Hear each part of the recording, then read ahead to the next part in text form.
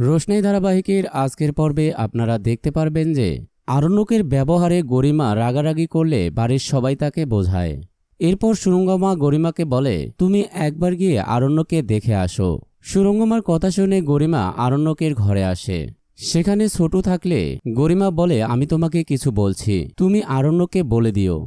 আর তখনই আরণ্যক চোখ খুলে তাকায়। তখন ছোটু বলে, তোমরা কথা বলো, আমি এখান থেকে চলে যাচ্ছি। এরপর গরিমা রোশনাইয়ের ব্যাপার নিয়ে আরণ্যককে কথা শোনায়। তখন আরণ্যক বলে, আমার ভুল হয়ে গেছে। তখন গরিমা বলে, আমি আর তোমার সাথে কোনো সম্পর্ক রাখব না। আরণ্যক বলে, তুমি এরকম কেন বলছো? তখন গরিমা বলে, আমার কথা কি তখন তোমার একবারও মনে হয়নি? আরণ্যক বলে, আমি তো তোমাকে ভেবেই রোশনাইকে জড়িয়ে ধরেছিলাম। গরিমা বলে, তুমি কি এখন সুস্থ বোধ করছো? আরণ্যক বলে, আমি জানি না, আমার খুব ঘুম পাচ্ছে। গরিমা বলে, তুমি বুঝতে পারছো তুমি কতটা অন্যায় করেছ? আরণ্যক বলে, আই অ্যাম সরি, আমাকে ক্ষমা করে দাও।